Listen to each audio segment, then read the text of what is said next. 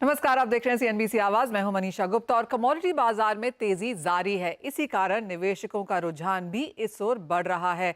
लेकिन इस तेजी में कहां और कब निवेश करें, बाजार के टेक्निकल्स और ट्रेंड्स कैसे पहचानें, स्ट्रैटेजीज कैसे बनाएं और आपके पोर्टफोलियो में इक्विटी और कमोडिटी की क्या रेशियो होनी चाहिए, इस पर बात करने के लिए आज हमारे साथ हैं बहुत ही खास मेहमान, कोटक एएमसी के MD and CEO Nilesh Shah. Nilesh ji नमस्कार, बहुत शुक्रिया आज समय निकालने के लिए। एक तो नई सरकार बन रही है, आप कमोडिटीज और एग्री को लेकर किस तरह के रिफॉर्म्स की एक्सपेक्टेशन कर रहे हैं? क्योंकि बाजार को लगता है कि एग्री एक बहुत इंपॉर्टेंट यहाँ पर एक सब्जेक्ट रहने वाला है। रूरल इंडिया, फार्मर वेलफेयर और जिस तरह की मिशंस यहाँ पर स्टार्ट की गई हैं, कैसे देखते हैं आप यहाँ पर इंपॉर्टेंस आती हुई? एक हमें ऐसे कदम उठाने पड़ेंगे जिससे हमारी ग्रोथ और एक्सेलरेट हो, इंक्लूसिव हो और साथ साथ एनवायरनमेंट फ्रेंडली हो। फॉर एग्जाम्पल अगर हम एग्रीकल्चर में देखें तो नेदरलैंड जैसा एक छोटा सा देश बहुत बड़ा एग्रीकल्चर एक्सपोर्ट करता है bye focusing upon horticulture and stuff like that.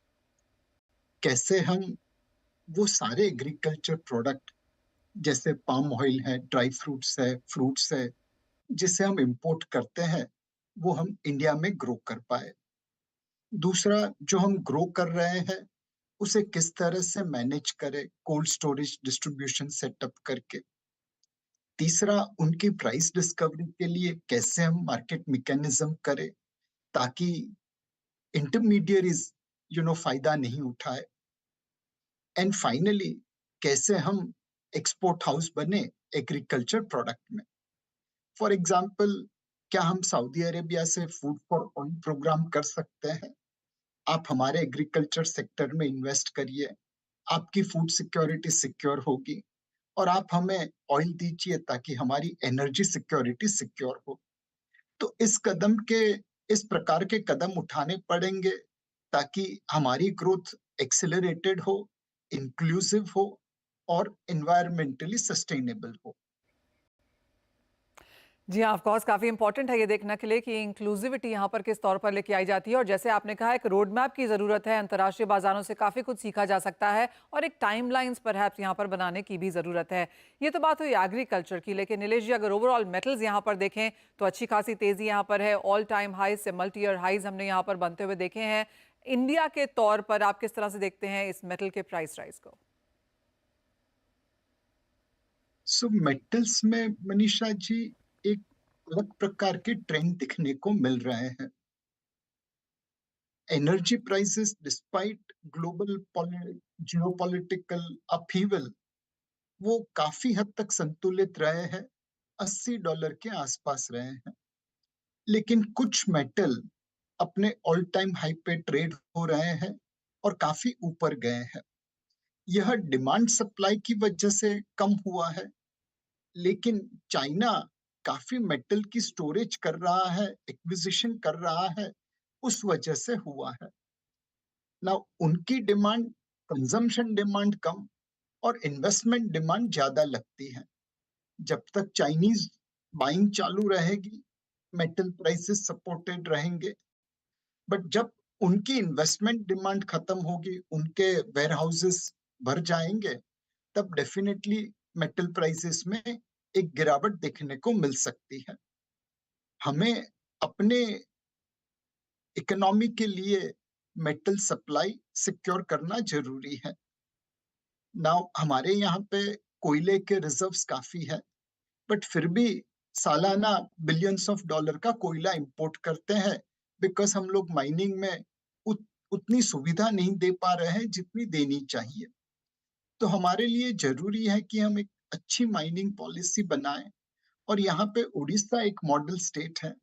उन्होंने माइनिंग रॉयल्टी के जरिए आज रेवेन्यू सरप्लस परिस्थिति पैदा की है। माइनिंग रॉयल्टी के पैसे से निवेश करके उन्होंने अपने राज्य की इकोनॉमी को एक गति प्रदान की है। तो हम उड़ीसा मॉडल को कॉपी कर सकते हैं माइनिंग में, ताकि लोकल रिसोर्सेज से हमारी सिक्योरिटी बनी रहे। हम्म। नीलेश जी, आपने सही कहा कि एक तरफ यहाँ पर मेटल्स देखना होगा ताकि हमारे पास सिक्योर यहाँ पर अवेलेबिलिटी है, और दूसरी तरफ आपने कोयले की बात करी। एनर्जी रिफॉर्म्स भी एक चीज़ है जो माना जा रहा है कि सरकार अब यहाँ पर इसे देखेगी। एक तरफ तो क्रूड ऑयल है जहाँ पर डिमांड अच्छी खासी है, माना जा रहा है इंडिया आगे भी यहाँ पर इंक्रीज इन डिमांड देखेगा, और दूसरी तरफ ऑफकोर्स हम यहाँ पर रिन्यूएबल्स में इन्वेस्टमेंट आता हुआ देख रहे हैं। तो जो ओवरऑल एनर्जी रिफॉर्म्स है, यहाँ पर किस तरह की प्रोग्रेस आप बनता हुआ देखेंगे? सो एनर्जी में मनीषा जी, आज अलग-अलग प्रकार के अपॉर्चुनिटीज है। एक बात तय है, एनवायरमेंटल कंसर्न्स की वजह से जो फॉसिल फ्यूल है, उनका कंजम्पशन कम होता जाएगा। एंड हमारी अगर एनर्जी इंटेंसिटी ऑफ जीडीपी देखे, तो वो भी पिछले दशकों में कम हुई है। साथ-साथ हमारा फोकस जो रिन्यूएबल एनर्जी के ऊपर है, चाहे सोलर हो, चाहे विंड हो, हाइड्रो हो, वह हमें एक ग्रीन ट्रांसफॉर्मेशन दे रहा है। हमें दुनिया से ये अर्ज करनी चाहिए कि वेस्टर्न वर्ल्ड ने पर कैपिटा कार्बन एमिशन बहुत ज्यादा किया है। उन्हें अहम भूमिका निभानी चाहिए इस एनवायरमेंटल मैनेजमेंट में, चाहे वो टेक्नोलॉजी प्रदान करे, चाहे कैपिटल ग्रांट प्रदान करे, जैसे refrigeration, ozone depleting refrigeration gases के लिए हुई थी। वैसे ही वह टेक्नोलॉजी और ग्रांट प्रदान करके हमारी एनर्जी सिक्योरिटी को, हमारी एनर्जी ट्रांसफॉर्मेशन को ग्रीन बना सकते हैं। साथ साथ हमें नई उभरती टेक्नोलॉजी पे ध्यान रखना पड़ेगा। कहते हैं कैलिफोर्निया में न्यूक्लियर फिशन के थ्रू उन्होंने एक सूर्य तैयार किया है। जितनी एनर्जी वो लेता है, उससे ज्यादा एनर्जी वो बनाता है। इस प्रकार की नई उभरती टेक्नोलॉजी पे भी हमें ध्यान रखना पड़ेगा, ताकि जो टेक्नोलॉजी एनर्जी कॉस्ट कम कर दे, एनवायरमेंटली सस्टेनेबल हो, उसमें हमारी भी हिस्सेदारी बनी रहे। जी हाँ, ऑफ कोर्स यहाँ पर नए-नए एग्जांपल्स हैं, टेक्नोलॉजी है, और जैसे आपने कहा काफ़ी सारे रिफॉर्म्स हैं जो यहाँ पर सरकार को देखने होंगे। अब पूरे तौर पर अगर यहाँ पर कमोडिटी बाजार की बात करें तो पिछले 8 से 12 महीने में जो ये कमोडिटी रन हमने आता हुआ देखा है, वो काफ़ी स्ट्रॉन्ग रहा है। जैसे आपने कहा कुछ बहुत मुनाफा वसूली किसी सेक्टर्स में यहाँ पर आ सकती है, लेकिन जो ये एक बहुत बड़ी कमोडिटी स्ट्रक्चरल बुल रन की हम बात करते हैं, क्या आप उसे फॉर्म होता हुआ देख रहे हैं? एक कमोडिटीज की साइकिल प्रिडिक्ट करना मुश्किल है। आप कुछ हद तक डिमांड सप्लाई का अंदाजा लगा सकते हैं, बट कब जियोपॉलिटिकल रिस्क आके सप्लाई को डिसरप्ट कर दे, कब चाइना जैसा कंट्री इन्वेस्टमेंट के लिए मेटल स्टॉक्स अक्यूमुलेट करना चालू करे, इसका अंदाजा लगाना मुश्किल है। ज्यादातर प्लेयर जो इन्वेस्टमेंट के लिए खेलते हैं, वो डिसइंफॉर्मेशन की मुहिम भी चलाते हैं। जब बेचना है तो खरीदने की बात करते हैं, खरीदते हैं तो बेचने की बात करते हैं। निवेश के रूप में हमने हमेशा ये कोशिश की है कि ऐसी कमोडिटीज मैन्युफैक्चरिंग कंपनी में निवेश करें जिसकी लोएस्ट कॉस्ट ऑफ प्रोडक्शन हो।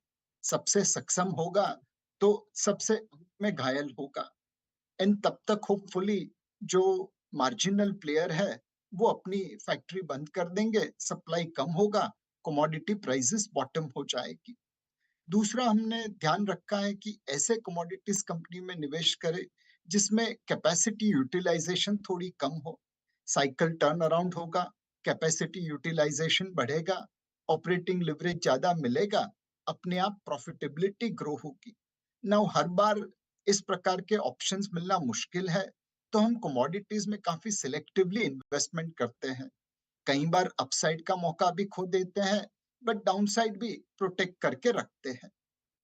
जी हाँ, एब्सोल्युटली, आई एम अस्यूमिंग कि वो सभी सेक्टर्स में ऐसा होता होगा, लेकिन कमोडिटीज़ जैसे आपने कहा, जी हाँ, पूरा आंकलन करना यहाँ पर कभी-कभी मुश्किल है। लेकिन बात अभी हम यहाँ पर सोने की करते हैं, और इस साल में ऑल टाइम हाईज़ हमने बनते हुए देखे हैं, अंतर्राष्ट्रीय बाज़ारों में, भारतीय बाज़ारों में भी। तो आप सोने को बतौर कमोडिटी एक तो कैसे देखते हैं, और पोर्टफोलियो में सोने की क्या स्थिति होनी चाहिए, कैसे इसे खरीदें, किस टर्म के हिसाब से इसे लें? अगर हम डॉलर प्राइस ऑफ गोल्ड को देखें, तो वहां पे $1800 से $2400 की एक जर्नी देखी है। उसका मेन कारण है कि central banks around the world आज गोल्ड की खरीदारी कर रहे हैं।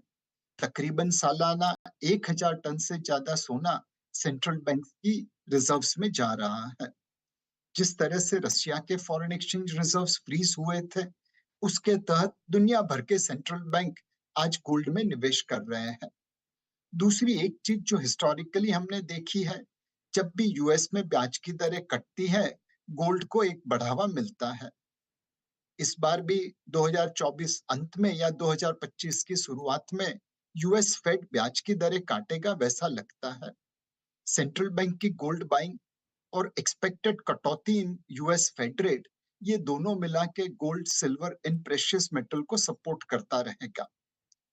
हमें लगता है कि जब आप रूपी गोल्ड में निवेश करते हैं, तो ऑब्वियसली आपको डॉलर गोल्ड की बढ़त का फायदा जरूर मिलेगा। लेकिन एक बात याद रखिए, भारत में तकरीबन 15% इंपोर्ट ड्यूटी और जीएसटी और अदर चार्जेस मिला के 18% टैक्स इंसिडेंस बन जाता है। आज नहीं तो कल अगर ये टैक्स कम हुआ, तो रूपी गोल्ड प्राइस में उस प्रकार की गिरावट दिख सकती है। Subject to import duty reduction gold investor के पोर्टफोलियो में होना चाहिए। एंड हमें लगता है अगर आप 3-5 साल का व्यू ले, तो gold and silver should outperform fixed income from a return point of view. All right.